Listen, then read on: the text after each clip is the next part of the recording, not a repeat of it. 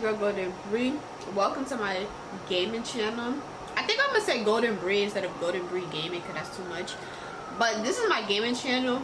Now, this channel is really gonna be only for gaming. I'm doing a reaction, you can see by the title. But I was gonna upload this on my other channel, but I feel like I'm gonna upload this on my gaming channel because it has everything to do with gaming.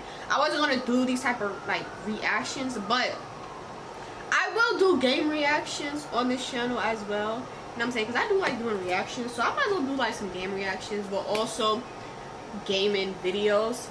But I don't know what games really to play, so y'all gotta let me know what games I should play, because if it's up to me, I'll probably play some Sims, Call of Duty, GTA, or like some zombies type of game, or like, you know what I'm saying, stuff like that.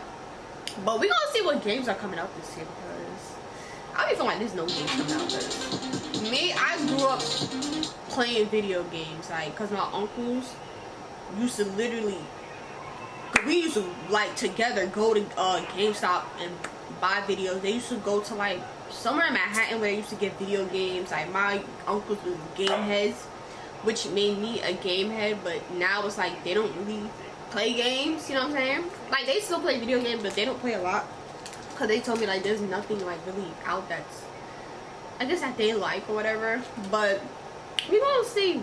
I think the last video game I really played, I don't know the name of it. It definitely was a zombie type of game. So yeah, that was the last game I played, and I accomplished the whole thing. Due to a variety of factors like new video game consoles and your run-of-the-mill global pandemic, a whole lot of games got delayed in 2022. That kind of sucked in 2022, but it means 2023 is going to be absolutely bonkers in terms of video game releases. Here are a whole bunch of the games that we know are coming out in 2023, and it's not even all of them. Let's get to it. The year kicks off with Fire Emblem Engage on Switch. This is the follow-up to Three Houses, and this time around you'll be able to engage characters from the series past, including OG protagonist and Smash staple Marth. You can put a ring on it January 20th, so save the date. So let me get this straight. The team behind Final Fantasy 15 developed a new RPG that's not what I would call a Final Fantasy game. It's a freaking PS5 console exclusive that's also coming to PC, and oh yeah, I'm talking about Forspoken. Yeah, okay, that is a game that's out this month. It was supposed to be out in May, and then in October, and it might actually come out on January 24th, so check it out. If the Callisto Protocol didn't satisfy your need for deep space survival horror in which combat tips are awkwardly written on the wall in blood, well, you can relive the original Dead Space with Dead Space Remake. The entire game has been recreated painstakingly in the Frostbite engine, and it shakes things up a bit with a disgusting new system which is called Peeling that apparently lets you mutilate those necromorphs down to the individual bones and tendons. That's horrible. And it's also on new gen and PC on the 27th. On February 10th, it's back to school season in the Wizarding World, and Hogwarts Legacy lets you live out the ultimate fantasy of attending Harry Potter's alma mater. Just imagine the thrill of paying out the ass for textbooks that try to bite you, the least wheelchair-accessible stairs in the history of schools, and your entire academic career being determined by a guidance counselor who is a talking hat. But hey, at least you can re-roll if it puts you in Hufflepuff. If you wish Monster Hunter was a little more like Fortnite, keep an eye out for Wild Hearts, yet another fantastical world for you to explore. This one is inspired by feudal Japan. Imagine that. It's developed by Omega Force, the studio behind the Dynasty Warriors series and its myriad Muso spin-offs, and if the fact that EA is publishing worries you, bear in mind that Activision published Sekiro. Will you heart Wild Hearts? See for yourself when it's out in the wild on February 17th. I'll give it a chance. If you're not totally sick of hearts after eating a box of Valentine's candy while playing Wild Hearts, on the 21st, Atomic Heart can get your blood pumping. This is the single-player first-person shooter with a Soviet aesthetic that looks a bit like Fallout's paleo-futurism, but from the other side of the Iron Curtain. However, its combat and weirdness levels seem more in line with Bioshock. If you're looking for something to pass the time until Ken Levine's Judas, this might be worth checking out, and it's on everything but Switch.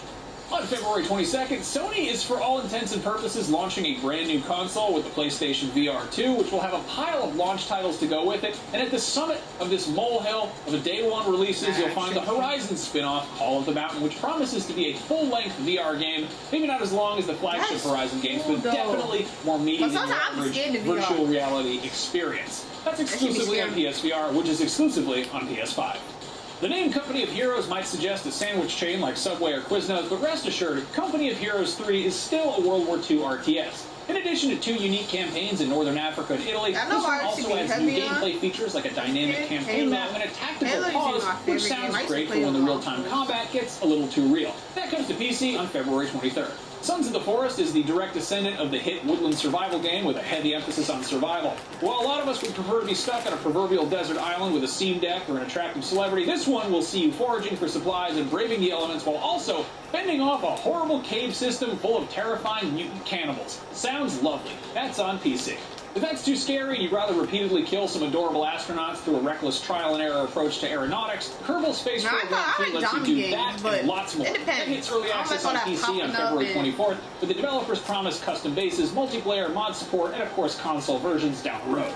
If you yearn for the simpler days of classic turn-based RPGs with beautiful pixel art and Dickensian campaigns, or if you just thought the 2018 game Octopath Traveler was pretty cool, well, you're in luck because Octopath Traveler hits PC, Switch, and both PlayStations also on February 24th. On March 1st, the day before hits PC, and before your eyes glaze over at the idea of yet another post-apocalyptic zombie survival game with base building and survival elements, get a load of these graphics. A lot of games on this list were delayed due to the pandemic, but developer Fnatic pushed this one so they could switch engines from Unreal 4 to Unreal 5. Looks like that was a smart move because it's the second most wishlisted game on Steam after Hogwarts Legacy. That's on PC with plans for new-gen console versions later on. Wolong Fallen Dynasty is the latest project from Team Ninja, and it looks to continue the long tradition of kicking your ass repeatedly, which began with Ninja Gaiden and the Nioh games, but this one's set in China's Three Kingdoms period. I ain't gonna lie, I don't like games where I gotta fight so much people. That is on all the stuff that isn't made by Nintendo. Allegedly, Skull and Bones is finally coming out, but I won't believe it when I see it. This is Ubisoft's multiplayer pirate game, which supposedly began as an Assassin's Creed Black Flag spin-off, and at one point was apparently like For Honor with boats, but since then it's taken the shape of something much more like Sea of Thieves, and it's been delayed about, well, my entire career. Anyway, that drops anchor on New Gen and PC March 9th, allegedly. To make up for the extremely long wait for Bayonetta 3, Platinum Games is rewarding fans of the bespectacled Umber Witch with a brand new installment less than a year later. Bear in mind, it's a pretty big shift, ditching the realistic third-person action for a top-down adventure with a cuter storybook aesthetic, but it definitely looks more fun than waiting 5 years for a sequel. That is on Switch, March 17th. Still on March 17th is Star Wars Jedi Survivor, the follow-up to Fallen Order, which sees the return of an older and hairier Cal Kestis who will undoubtedly have some new tricks up his sleeve. Technical hiccups aside, Respawn knocked it out of the park with the first game, so hopefully this continues the streak. That is on new-gen consoles and PC. What are you buying? Well, on March 24th, Resident Evil 4 Remake, probably. Between the recent mainline entries and the last 2 remakes, Capcom probably hasn't had the trust of fans like this since, well, probably RE4's original release, and a modern remake of one of the best, albeit most divisive games in the entire series, with a few modern adjustments, seems like it'll be a pretty good time. That's on both PlayStations, Xbox Series X, and PC. Crime Boss Rockay City is a brand new first-person shooter that came totally out of left field, and we don't know much about it other than it's got a star-studded cast, which is mostly Michaels and Danny's. Specifically, Rooker, Madsen, Glover, and Trejo. It also has Kim Basinger, Vanilla Ice, and Chuck Norris. What's the gameplay like? Great question. That's on PC March 28th and consoles someday. Before there was Bioshock, there was System Shock, and this is yet another classic that's getting a full modern remake, and if you're having deja vu, that might be because this got kickstarted way back in 2016, and sometime in March you'll finally get to play it. That's on everything that doesn't say Nintendo on it. Dead Island 2 has had a long and rocky development, and on April 28th it's finally rising from its grave. LA is infested with zombies, and you gotta go kill them. What do you kill them with? All kinds of stuff, including stuff that's glued to other stuff that you glued there on a crafting bench. That's coming out April 28th, once again on everything but Switch. But hey, Switch owners are going to be just fine because on May 12th, Legend of Zelda Tears of the Kingdom finally drops. Breath of the Wild was such a genre-redefining watershed game that the wait for a follow-up has felt like a lifetime, and that might be because this has been one of, if not the longest break between Zelda installments in the entire series' history. So let's hope it lives up to everybody's sky-high expectations.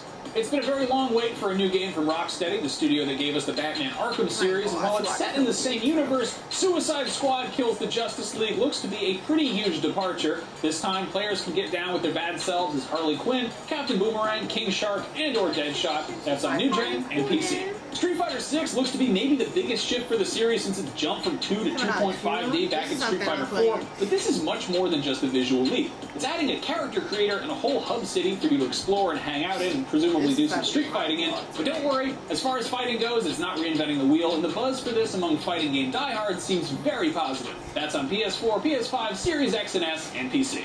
Diablo 4 has been in the works for a very long time, but it sounds like it's going to be worth the wait. With a color palette that's far more in line with Diablo 2 than 3, it is a clear return to proper dark fantasy, and its gorgeous world is wide open for you to explore while slaying demons and hoarding loot. That's out on 6/6 for everything but Switch. Like many other games on this list, Final Fantasy XVI is a massive departure from its immediate predecessor. This time, it's scrapping the futuristic elements and returning to good old-fashioned medieval fantasy. And if you're this is something Marcus will play. Rest assured, this looks to have a much more focused, area-based approach to level design, but combat is still going to be in real time. That one's exclusively on PS5 for the immediate future. Forza Motorsport gives Microsoft's flagship racing title a soft reboot for its first dedicated foray into exclusively new-gen territory. This will undoubtedly be a real showcase of what the Series S and X are capable of graphically, and those sexy anime ladies you plastered all over your tricked-out Subaru will look sexier than ever. And so will the Subaru. That's on Series X and S and PC sometime in the spring. A whole bunch of games have been given the extremely broad release window of first half of the year, so here are some games you're going to be playing probably sooner or later. Hollow Knight received universal acclaim, including IGN staff voting it the best Metroidvania of all time, despite an utter lack of Metroids and Vanias. A lot of people are dying to get their hands on Silksong, which is the immediate follow-up that puts you in control of Hornet, the enemy-turned-ally from the first game, who has a totally unique moveset. Fans of Homeworld 2 have been waiting 2 decades for a sequel, and they won't have to wait that much longer. Homeworld 3 takes place even further in the future and will shake up the Deep Space RTS formula with the addition of terrain that'll allow for cover. It's still in space, mind you, but there's just a lot of shit floating around up there now. If you love the games that Arcane has put out, like Dishonored, Prey, and Deathloop, and you hate vampires, boy do I have the game for you that you probably already knew about. Redfall will have you staking your claim in a New England town filled with bloodsuckers, and this time around it's co-op, so up to 3 friends can join in on the fun.